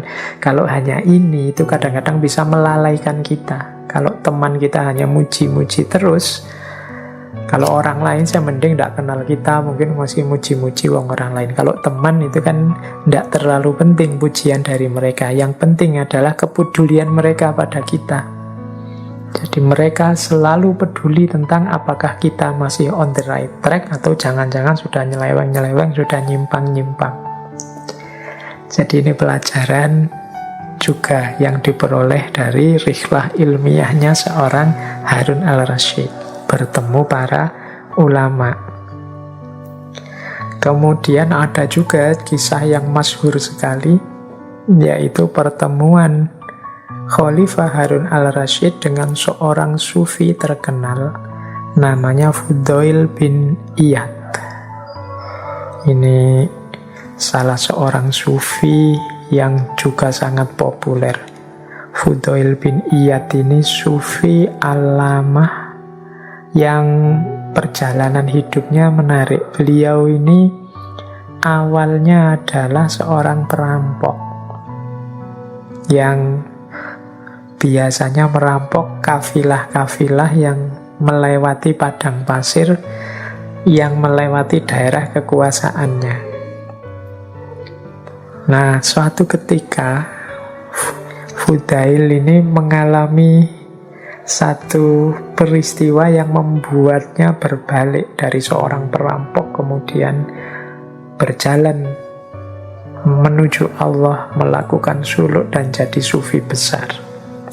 Jadi peristiwa itu jadi satu ketika Fudail ini bersama teman-temannya, jadi anggota perampok yang dia pimpin, mencegat serombongan kafilah yang lewat. Nah, kafilah ini, di antara anggota kafilah itu ada seseorang yang sedang ngaji. Kebetulan yang dibaca oleh orang yang mau dirampok ini adalah ayat ini. A'udzubillahi minasyaitonirrajim. Alam yakni lilladzina amanu an tahsya'a qulubuhum li dzikrillah wa ma nazala minal haqqi. Ini kalau tidak salah surat Al-Hadid. Nah, jadi alam yakni lilladzina amanu an tahsya'a qulubuhum li dzikrillah. Jadi pas ayat ini seolah-olah nyindir Fudail. Jadi Fudail ini sedikit-sedikit juga ngerti agama, meskipun ngerampok juga masih sholat. Nah, mudahnya begitu. Nah, ayat ini artinya belum jugakah datang saatnya bagi orang-orang beriman untuk menundukkan hati mereka, mengingat Allah dan menuju kebenaran yang telah turun. Jadi alam yakni lilladzina amanu an tahsya'a qulubuhum. Apakah belum sampai waktunya? Apakah belum nyampe timingnya? Ini juga untuk kita semua ya teman-teman. Ini kan termasuk para pejalan semua, sedang melacak mencari kebenaran, yang pastinya sudah banyak sekali ketemu dengan referensi-referensi kebenaran dalam hidup kita. Apakah belum saatnya? Ini kalau membaca ayat ini ya, yuk dimulai perjalanan kita menuju Allah. Yuk nawaitu diseriusi peningkatan kualitas diri kita, segala aktivitas kita. Semoga tambah dekat selangkah demi selangkah kepada Allah. Mau nunggu apa lagi? Nunggu pandemi selesai? Nunggu punya pekerjaan tetap? Nunggu punya istri dan anak? Atau nunggu apa lagi? Wong yo itu semua tidak bisa dijadikan jaminan batas waktu jatah hidup kita di muka bumi ini. Jadi ini ayat yang menyindir Fudail, semoga juga menyentuh hati kita. Masih belum tibakah waktunya? Alam yakni lilladzina amanu, wahai kalian orang-orang yang beriman. Kita kan semua beriman ini kan, insya Allah. Antahsya'a qulubuhum, untuk menundukkan hatimu li dzikrillah, sebagai jalan untuk mengingat Allah. Jadi setelah mendengarkan ayat ini, Fudail ini semacam terkejut. Ini kalau bahasa saya ini momen dia meletik, tiba-tiba kesadarannya lahir, terus dia bertobat dari segala dosanya, segala kesalahannya di masa lalu. Konon ceritanya beliau ini kemudian bertahun-tahun mengembara dari satu daerah ke daerah yang lain, mencari orang yang pernah dirampoknya untuk minta maaf dan mohon keridhoannya. Jadi ini salah satu jalan dia untuk bertobat. Nah, sufi besar ini salah satu yang sangat dihormati oleh Khalifah Harun al-Rasyid. Nah, ketika Khalifah merasa gelisah, suatu hari beliau berkunjung ke kediaman Fudail bin Iyad ini. Kemudian meminta nasihat. Nah, mari kita dengarkan nasihatnya Fudail kepada Khalifah. Kata Fudail begini, wahai Amirul Mukminin, negara yang Anda pimpin ini ibarat satu keluarga besar. Para orang tua di antara rakyatmu adalah ayahmu. Kaum wanita adalah ibumu, dan para remaja adalah anak-anakmu. Perlakukanlah mereka seperti ayahmu, ibumu, saudaramu, dan anak-anakmu sendiri. Jadi ini nasihatnya Fudail. Kamu itu bertanggung jawab pada yang engkau pimpin. Kemudian diberi tips, perlakukanlah orang-orang yang engkau pimpin itu, kalau dia orang tua dan kebetulan laki-laki, anggaplah sebagai ayahmu sendiri. Kalau dia perempuan, anggaplah sebagai ibumu sendiri. Ini kalau yang sudah berumur. Kalau yang masih muda seumuranmu, anggaplah saudara-saudaramu sendiri. Kalau masih remaja, anggaplah anak-anakmu sendiri. Berkomitmen pada keluarga ini kan biasanya jauh lebih mudah. Kita berbakti pada orang tua itu tidak keberatan sama sekali. kita berkorban untuk anak-anak kita, itu kan tidak berat sama sekali. Maka katanya Fudail Amirul Mukminin, perlakukan semua rakyatmu sebagaimana engkau melakukan kepada keluargamu. Jadi kalau rakyat laki-laki yang tua, anggap dia ayahmu. Kalau perempuan, anggap ibumu. Yang sebaya, anggap saudaramu. Yang remaja, lebih muda, anggap anak-anakmu. Jadi ini nasihat yang penting. Hanya dengan satu kalimat ini sebenarnya sudah bisa dapat nasihat yang sangat banyak bagi seorang pemimpin. Tidak perlu lagi pakai kalimat-kalimat variasi yang macam-macam. Jadi sudahlah, kalau engkau sedang mimpin, kebetulan yang engkau pimpin itu orang yang lebih junior darimu, anggaplah adikmu atau anak-anakmu. Kalau sebaya denganmu, anggap sahabatmu, saudaramu sendiri. Kalau lebih tua, kalau laki-laki, anggap ayahmu. Kalau perempuan, anggap ibumu. Ini sudah cespleng, sudah tidak rumit. Nah, mendapat nasihat yang sangat berharga ini, kemudian Khalifah berniat menghadiahkan beberapa uang kepada Fudail. Dan ini bukan uang dari negara, kata Khalifah, ini uang yang halal. Wahai Syekh, ini warisan dari ibuku, kata Khalifah. Nah, Fudail diberi amplop uang, ini malah marah dia. Jadi beliau bukan ulama yang menunggu amplop. Jadi Fudail menolak pemberian itu, terus berkata, wahai Amirul Mukminin, ternyata nasihat yang telah aku berikan tidak ada gunanya sama sekali. Karena engkau mulai lagi dengan perbuatan dosa, melanjutkan ketidakadilan. Aku mengajakmu menuju keselamatan, tapi engkau menyeretku pada godaan duniawi. Nah, ini kritiknya Fudail sekarang pada Khalifah. Wong yo, aku ini kan baik-baik ngasih kamu nasihat loh. Itu kan aku ngajak kamu selamat, berarti kamu malah ngasih aku uang. Ini kan berarti kamu sedang menggodaku, sehingga kamu pameri hal-hal duniawi. Oh, itu namanya tidak sopan. Dan ini juga membuktikan nasihatku tidak sukses, tidak berhasil. Apa begitu kalau kita berhadapan dengan orang tua kita? Memberikan godaan pada orang tua harusnya dianggap ayahnya. Nah, Fudail terus meneruskan, gini loh Khalifah, kembalikan milikmu ini kepada mereka yang berhak. Dan jangan beri padaku. Berikan saja pada orang yang membutuhkan. Aku tidak butuh itu. Nah, ini katanya Fudail. Nah, terus setelah itu Khalifah pulang sambil minta maaf, menyesal. Dalam perjalanan Khalifah kemudian berkata, sebenarnya bukan aku yang raja itu. Yang raja itu ya Syekh Fudail.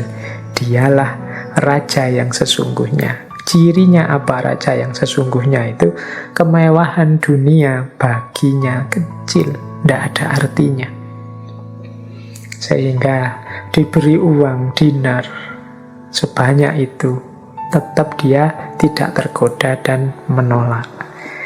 Ini juga pelajaran berharga bagi Harun al-Rasyid. Tidak hanya nasihatnya Syekh Fudail, tapi perilaku zuhud dan sikap wiro'inya mengesankan bagi Khalifah. Dari situ beliau bisa mengambil pelajaran yang berharga. Baik, kita lanjutkan. Kita jalan-jalan lagi, ketemu lagi. Kalau yang bertemu Abu Nawas saya tidak cerita, teman-teman cari sendirilah di sesi ketika dulu kita ngaji tentang Abu Nawas. Di situ banyak sekali cerita-cerita tentang kebersamaan Khalifah Harun al-Rasyid dengan Abu Nawas. Kita sekarang cerita pertemuan beliau dengan seorang sufi lagi, yang kali ini jauh lebih aneh daripada Syekh Fudail. Jadi Khalifah Harun al-Rasyid ini satu ketika menemui seorang sufi namanya Bukhlul bin Amr. Ini ada yang membacanya Bahlul, ada yang membacanya Buhlul. Saya milih membaca Buhlul saja ya. Jadi beliau ini dikenal namanya Buhlul Al-Majnun. Nah ini yang pakai kata-kata Bahlul ya berarti Bahlul Al-Majnun, Syekh Bahlul atau Syekh Buhlul.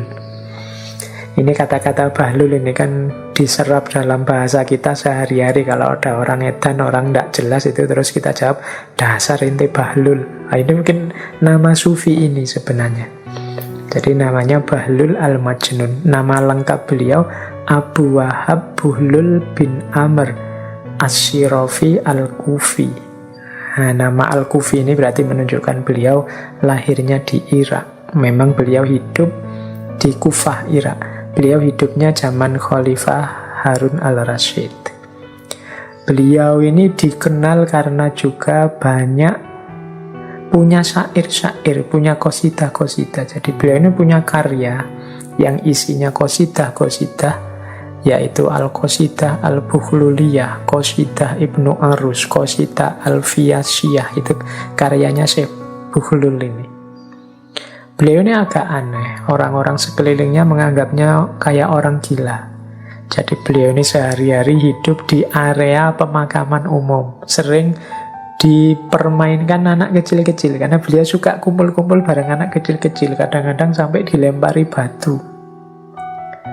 Jadi dan cerita-cerita kelucuan tentang Buhlul atau Bahlul ini mungkin setara kayak kemarin ketika kita menjelaskan tentang Syekh Nasruddin Hoja.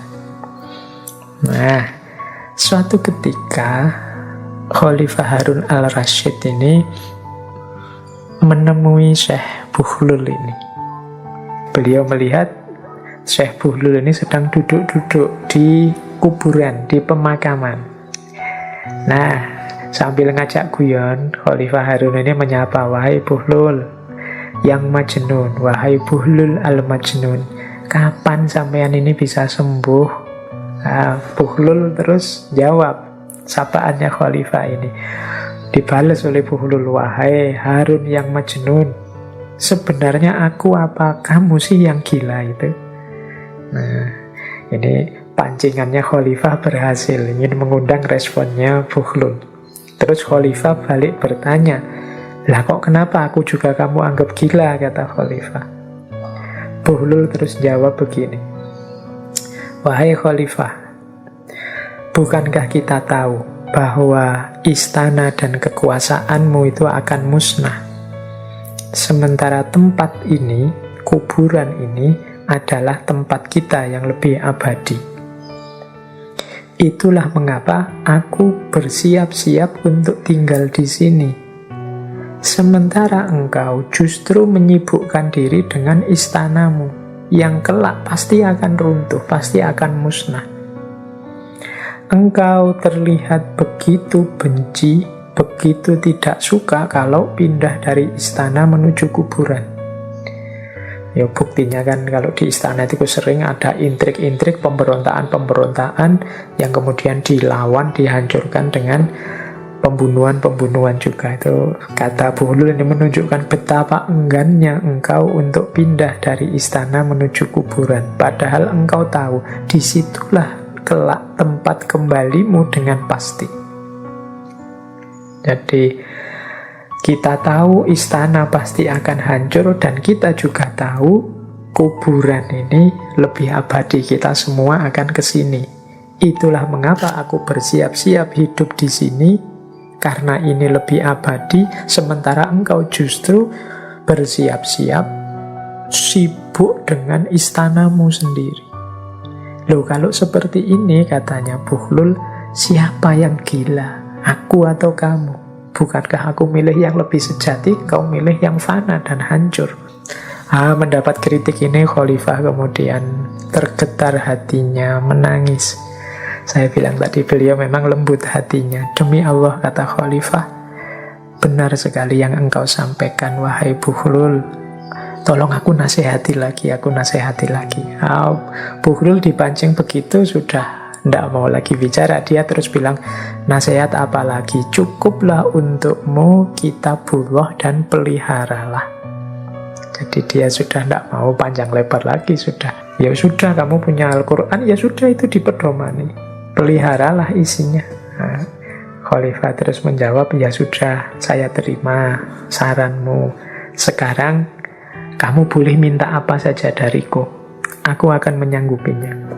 Nah, Bahlul kemudian berkata begini, baik, kalau kamu merasa sanggup menyanggupi permintaanku, aku ada 3 permintaan kepadamu. Kalau engkau bisa memenuhinya, aku akan terima kasih. Khalifah menjawab, oke, sebutkan. Bahlul terus jawab begini, pertama, bisakah engkau memperpanjang usiaku? Yang kedua, mampukah engkau menghindarkan aku dari malaikat maut? Yang ketiga, mampukah engkau memasukkan aku ke surga dan menjauhkan aku dari neraka?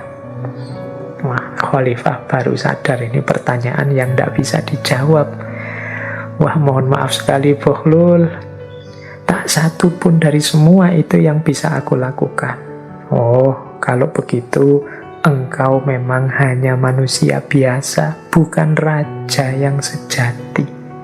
Kalau raja yang sejati ya pasti bisa. Maka aku tidak membutuhkan bantuanmu. Nah, ini sindiran dari Syekh Bahlul kepada Harun al-Rasyid. Ini mungkin ada beberapa pelajaran yang bisa kita ambil dari dialog yang luar biasa ini. Baik, kita lanjutkan teman-teman. Itu tadi beberapa fragmen tentang rihlah perjalanan spiritual intelektual Khalifah Harun al-Rasyid sebagai salah satu bukti betapa beliau ini sangat berkomitmen dengan ilmu. Nah, sisa waktu mungkin masih ada sekitar 30-an menit.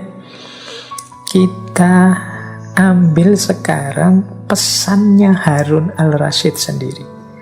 Jadi mungkin semacam ajaran pesan-pesan dari Khalifah Harun al-Rasyid. Kalau tadi kan beliau mendengarkan, melayani ilmu. Sekarang kita belajar sedikit tentang bagaimana pesan-pesan beliau, wawasan-wawasan beliau sehubungan dengan ilmu. Yang pertama, kita belajar. Ini ada cerita ini bisa teman-teman lihat di kitab judulnya Al-Misk wal Ambar fi Khutobil Mimbar. Ini yang nulis Syekh Aid Al-Qarni. Jadi ini kisah Harun al-Rasyid dengan seorang laki-laki. Ini kalau bahasa saya, ini laki-laki dari pedalaman yang menurut saya ini sok pinter. Mendatangi Harun al-Rasyid, dia sok bijaksana, ingin memberi nasihat pada Khalifah. Jadi satu ketika seorang laki-laki datang pada Harun al-Rasyid, terus dia menghadap dan dia bilang, wahai Harun al-Rasyid, aku punya satu perkataan yang sangat keras dan kasar tentang engkau, maka dengarkanlah. Nah, ini gayanya orang yang mau mengkritik, kemudian wanti-wanti dulu. Ini biar engkau sadar, saya tak pakai kalimat yang kasar. Kalau enggak gitu engkau enggak sadar, saya akan pakai kalimat yang keras. Nah, mendengar orang ini bicara seperti itu, Harun al-Rasyid kemudian jawab, demi Allah, aku tidak bersedia mendengarnya. Demi Allah, aku tidak bersedia mendengarnya. Demi Allah, aku tidak akan bersedia mendengarnya. Sampai 3 kali. Nah, laki-laki pedalaman itu terus melongo heran. Kok Khalifah menolak? Padahal masyhur sekali Khalifah ini mau mendengarkan pendapat, suara, nasihat dari siapa saja. Tapi kok sekarang menolak? Nah, Khalifah Harun al-Rasyid kemudian bicara lagi. Mengapa aku menolak? Karena Allah telah mengutus orang yang lebih baik darimu kepada orang yang lebih buruk dariku. Yang lebih baik darimu itu maksudnya Nabi Musa. Kepada orang yang lebih buruk dariku itu Fir'aun. Jadi ini nama lainnya Aku itu tidak lebih buruk dari Fir'aun, sementara engkau tidak lebih baik dari Nabi Musa. Hubungannya apa? Kemudian Khalifah Harun al-Rasyid, ini loh ada surat Toha ayat 44. Allah memerintahkan Nabi Musa mengingatkan Fir'aun, tapi tidak dengan keras dan kasar dan tidak sopan. Jadi surat Toha ayat 44 itu kan bunyinya faqula lahu qaulan layyinan la'allahu yatadzakkaru aw yakhsha. Jadi Allah memerintahkan Nabi Musa dan Nabi Harun, maka berbicaralah kamu berdua kepadanya dengan kata-kata yang lembut. Mudah-mudahan ia ingat atau takut. Jadi kata Khalifah Harun al-Rasyid, tidak masalah sih engkau mengingatkan aku, tapi aku tidak mau kalau itu kasar, keras, tidak punya sopan santun. Aku tidak akan mau mendengarnya. Karena Allah mengutus Nabi Musa yang lebih baik darimu kepada Fir'aun yang lebih buruk daripada aku. Aku kan tidak sejelek Fir'aun. Engkau juga tidak sebaik Nabi Musa. Itu pun Allah menyuruh untuk berbicara dengan kata-kata yang lembut, tidak dengan kata-kata yang kasar. Qaulan layyina, jadi kata-kata yang lembut kepada Fir'aun loh ini. Nah, jadi ini secara tidak langsung Khalifah Harun al-Rasyid mengingatkan, iya, menasehati oke, mengkritik juga oke, tapi qaulan layyina, dengan kata-kata yang lembut, jangan dengan kata-kata yang keras atau kasar. Nah, ini kemudian Khalifah menyitir surat Toha ayat 44. Baik, ini mungkin bisa jadi pelajaran buat kita ya. Sekarang kita itu kan zamannya media sosial, yang kadang-kadang kita menyampaikan sesuatu yang kita anggap benar, mengingatkan orang lain dan lain sebagainya. Semoga kita tidak keluar dari prinsip-prinsip qaulan layyinan tadi, kata-kata yang lemah lembut. Dulu pernah kita bahas ya tentang etika komunikasi, bagaimana kita berkomunikasi dengan orang itu harus menggunakan qaulan sadida, qaulan karima, qaulan ma'rufa, qaulan baligho, termasuk qaulan layyinan ini. Baik, jadi ini pelajaran langsung dari Khalifah Harun al-Rasyid. Ya, beliau kan juga sudah menimba ilmu dari mana-mana. Selanjutnya kita ambil pelajaran lagi dari Khalifah Harun al-Rasyid tentang karakter guru dan murid. Jadi ini satu ketika Khalifah Harun al-Rasyid memberi pesan kepada salah seorang guru bagi putra beliau, yaitu Al-Amin, namanya Syekh Ahmar. Beliau memberi pesan kepada Syekh Ahmar begini. Kata Khalifah Harun al-Rasyid, wahai Ahmar, saat ini Amirul Mukminin telah memasrahkan kepadamu buah hatinya. Maka bukalah kedua tanganmu untuk menyambutnya, dan dia wajib menaatimu. Posisikanlah dirimu sebagaimana engkau telah dipercaya oleh Amirul Mukminin. Ajarkanlah padanya cara membaca Al-Quran, kenalkan padanya hadis Nabi Muhammad SAW, bacakan padanya tentang syair-syair, kenalkan padanya tuntunan sunnah Rasul, serta ajarkan padanya keterampilan retorika. Jadi di bagian pertama ini Khalifah Harun berpesan, yang pertama, tolong mengajarlah dengan sepenuh hati. Bukalah dua tanganmu untuk menyambut mereka. Mereka pun wajib menaatimu. Jadi ini penting ya dalam pembelajaran itu, seorang guru secara sepenuh hati mengajar murid-muridnya, memang nawaitunya untuk mencetak generasi unggulan demi masa depan umat, demi masa depan bangsa, masa depan negara. Sebaliknya seorang murid nawaitunya adalah mengikuti, menaati apapun yang disampaikan oleh gurunya. Jadi gerbangnya ilmu itu nanti ini. Jadi keseriusan, totalitas, keterbukaan seorang guru plus kepatuhan, ketaatan seorang murid. Kemudian yang kedua, materi. Jadi di situ disebut materi, ajarkanlah yang penting-penting. Al-Quran, hadis, sunnah Rasul, sastra, syair, termasuk keterampilan berretorika.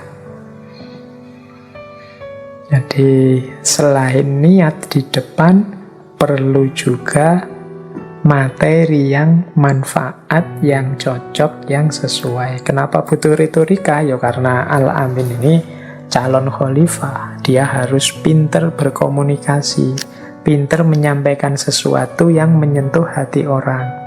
Kalau tentang Al-Quran dan hadis kan jelas, ini dalam konteks komitmen keagamaannya.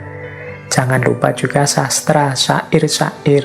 Jadi di atas tadi kita jelaskan bagaimana pentingnya ranah sastra dalam kehidupan estetik, kehidupan berbangsa, bernegara. Jadi yang bagian pertama ini nasihatnya Khalifah Harun al-Rasyid ada 3. Yang pertama, niatlah sungguh-sungguh, dan yang murid niatlah patuh dan taat.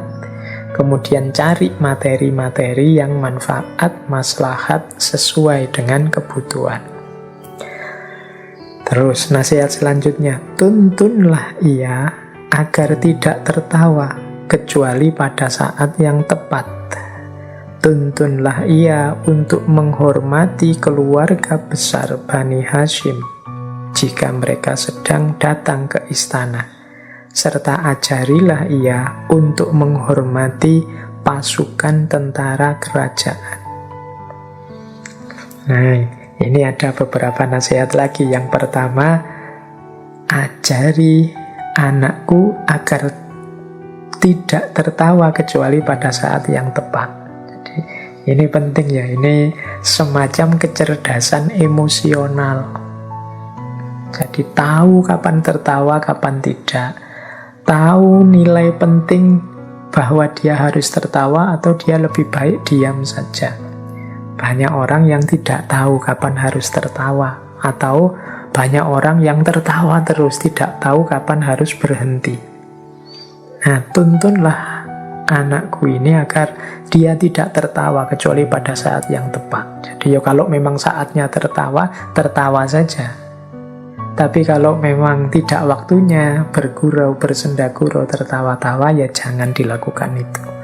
Nah ini kalau bahasa saya, ajarilah anakku punya kecerdasan emosional yang baik.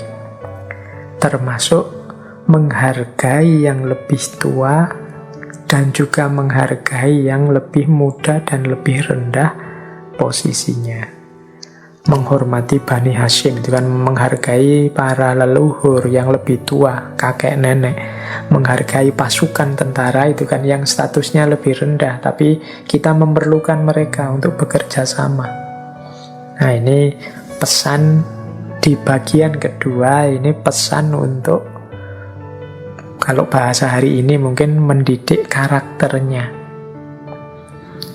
Nah, kemudian yang bagian ketiga, strategi pembelajarannya. Kata pesan Harun al-Rasyid, janganlah engkau lengah sedikit pun dalam mendidiknya. Jangan menggunakan kekerasan, karena itu akan mematikan hati dan perasaannya. Tetapi di sisi lain, janganlah engkau terlalu permisif, sehingga dia merasa nyaman membuang-buang waktu. Jika engkau ingin meluruskannya atas dasar suatu perkara, dekatilah ia dengan lemah lembut. Jika cara ini tidak diindahkan olehnya, maka kamu berhak mengingatkannya dengan cara yang keras. Jadi, yang terakhir ini strategi pembelajarannya. Yang pertama, jangan lengah. Jadi para guru tolong fokusnya dikuati terus. Karena ini ngomong anak-anak itu seringkali mereka lepas kontrol, lepas kendali, ingin suka-suka, senang-senangnya mereka. Ini kalau kita lengah itu mungkin fase-fase penting dalam hidup mereka terlewati dengan tidak berguna. Jadi jangan lengah, yuk fokus. Kemudian jangan menggunakan kekerasan.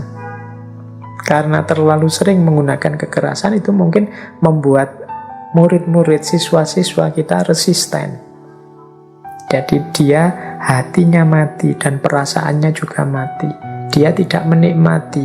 Gairah berilmu, passion keilmuannya tidak akan hidup. Jadi jangan menggunakan kekerasan. Tetapi juga jangan terlalu permisif. Jadi apa-apa boleh, salah juga didiamkan saja. Dimaafkan terus-menerus. Lama-lama dia akan kebal dari kesalahan, tidak punya rasa bersalah. Dia akan melakukan banyak kesalahan, membuang-buang waktu saja. Jadi jangan terlalu permisif, tapi juga jangan terlalu keras. Pinter-pinter seorang guru mengatur ritme berhubungan dengan muridnya. Nah, jika engkau ingin meluruskan satu perkara, saran khalifah, dekatilah ia dengan lemah lembut. Jadi peringatan pertama kepada murid atau siswa yang salah dan keliru itu ya diingatkan dengan lemah lembut. Ditunjukkan di mana salahnya, diarahkan bagaimana dia memperbaikinya. Jadi serangan pertama itu yang lemah lembut.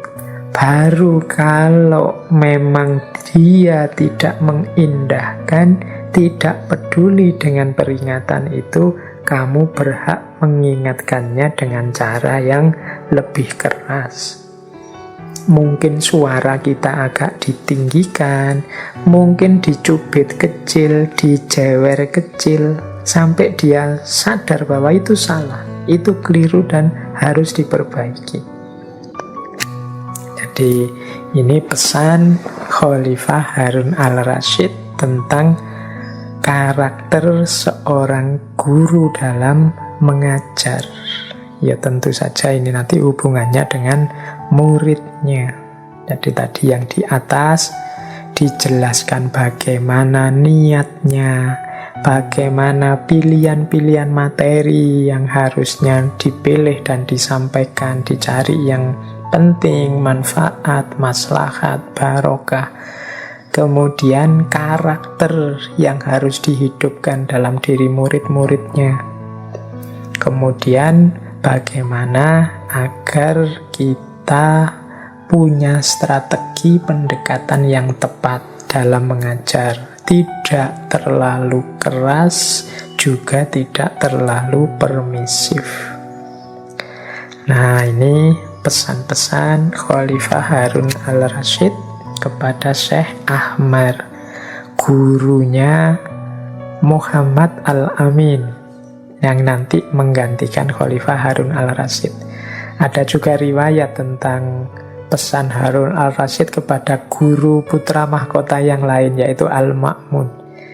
Jadi ini ada pesan pendek kepada salah seorang gurunya, Al-Ma'mun, yaitu jangan biarkan dia bosan atau kelelahan, jangan memudahkannya, dan jangan biarkan dirinya bermalas-malasan.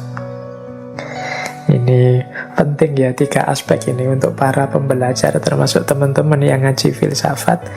Lawan kita yang paling besar itu adalah kebosanan atau kelelahan, kemudian mental males-malesan, dan mencari kemudahan saja.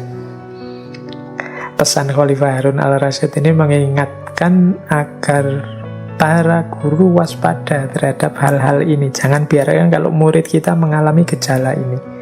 Jadi kelihatan bosan dengan pelajaran, atau ingin nyari enaknya saja, mudahnya saja. Kalau diberi tugas ini nawar, diberi tugas itu nawar. Ya kalau tugasnya tidak berat, ya kualitas dirinya tidak tertempa dengan serius. Dan males-malesan itu ya ingin rebahan terus, maunya ndak ada tugas saja, maunya santai-santai saja, enak-enak saja, nyaman-nyaman saja. Nah, ini akan jadi masalah nanti saat dia besar. Jadi mental pembosan, nyari enaknya saja, males melakukan sesuatu. Maka sangat dipesankan oleh Khalifah Harun al-Rasyid, jangan biarkan dia bosan atau kelelahan, jangan memudahkannya, dan jangan biarkan dirinya bermalas-malasan. Oke, jadi ini pesan-pesan. Jadi penting juga sebagai wawasan kita yang sumbernya langsung dari Khalifah Harun al-Rasyid. Masih ada waktu, kita lanjutkan dengan beberapa kalimat bagus yang juga diajarkan oleh Khalifah Harun al-Rasyid. Ada kalimat dari Khalifah seperti ini, mungkin menarik untuk kita renungi maknanya. Kata beliau begini, an-nafsu tatma'u wal asbabu ajizatun wan nafsu tahlaku bainal ya'si wat toma'i. Jiwa manusia itu betapa tamak, padahal sarana-sarana atau sebab-sebabnya itu begitu lemah. Wan nafsu tahlaku bainal ya'si wat toma'i. Pada akhirnya jiwa akan hancur antara keputusasaan dan ketamaan. Jadi ini mungkin hasil renungan beliau. Jiwa itu kan, diri kita itu kan selalu menuntut macam-macam, ingin ini, ingin itu, yang tidak ada berhentinya. Satu keinginan terpenuhi, berkembang jadi keinginan yang lain, terpenuhi, nambah lagi keinginan apa. Manusia itu tidak pernah kenal berhenti, sudah. Yang kaya itu masih ingin nambah kekayaannya. Yang punya jabatan ingin lebih tinggi lagi, ingin lebih tinggi lagi, ingin lebih tinggi lagi. Nah, itu nafas. Dia selalu tomak, selalu berharap menginginkan yang lebih lagi, lebih lagi. Itu kalau sindirannya Al-Quran kan, alhaakumut takatsur hatta zurtumul maqabir.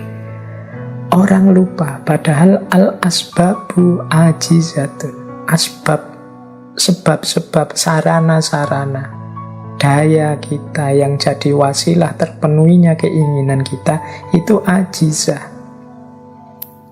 Ajizah itu lemah. Kita manusia ini kan tidak tanpa batas kekuatan dan daya kita. Wal asbabu ajizatun. Kita ini lemah. Orang sering tidak sadar batas kekuatannya, dia hanya memanjakan keinginan dan ketamaannya. Pada akhirnya jiwa manusia itu hancur. Kalau tidak karena keputusasaan, bisa jadi juga karena ketamaan. Keputusasaan itu berarti ada keinginan yang tidak terpenuhi sehingga dia kecewa luar biasa, patah hatinya, runtuh dunianya, itu ya'as. Nah, kalau situasinya seperti ini, ya jiwa hancur.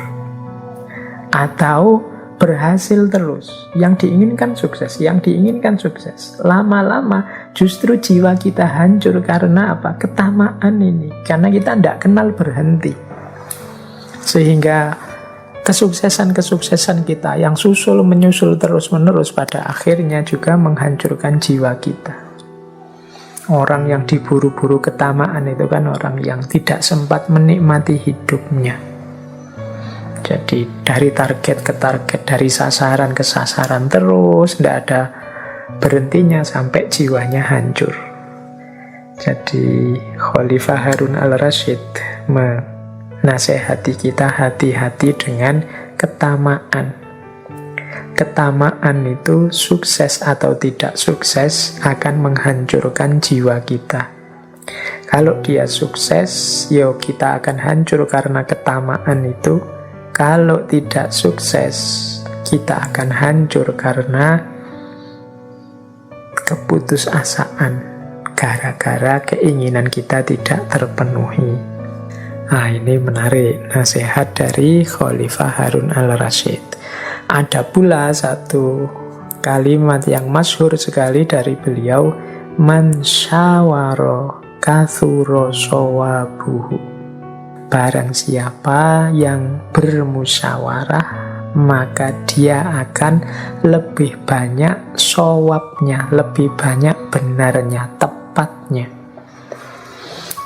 Ini kesadaran sosial sekaligus kesadaran individual.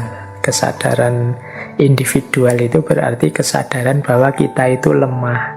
Dalam banyak hal kita perlu dukungan orang, kita perlu bantuan orang untuk menemukan kebenaran.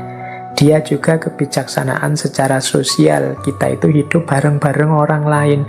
Yang baik menurut kita itu kadang tidak cocok, tidak sesuai untuk orang lain. Sehingga satu-satunya jalan untuk tidak menyakiti, tidak berkonflik dengan orang lain, ya kita memperbanyak musyawarah. Nah, kalau kita banyak musyawarah, nanti lebih banyak tepatnya keputusan-keputusan kita. Banyak masalah kita hari ini yang mungkin bisa selesai kalau kita saling terbuka, duduk bersama, mencari solusi bersama. Daripada kukuh ngeyel dengan kebenaran-kebenaran individual kita, dengan proyeksi-proyeksi kita tentang kebenaran. Maka man syawaro kasuro sawabuhu. Dan yang terakhir ini saya bawa juga satu kalimat dari Khalifah Harun al-Rasyid.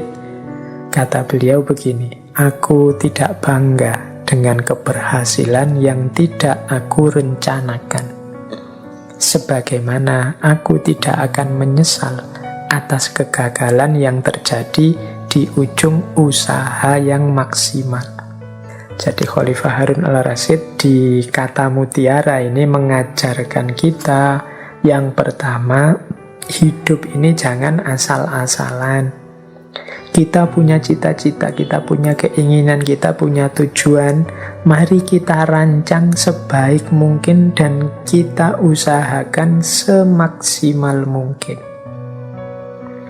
Kalau sudah kita usahakan semaksimal mungkin, kok gagal, ya ndak apa-apa. Kita tidak akan menyesal karena sudah sepenuh daya, ya memang itu batas kemampuanku. Jadi aku tidak akan menyesal atas kegagalan yang terjadi di ujung usaha yang maksimal. Tapi meskipun berhasil, tapi itu bukan karena usaha kita, bukan karena rencana dan rancangan kita. Kata Khalifah, aku tidak akan bangga sama sekali.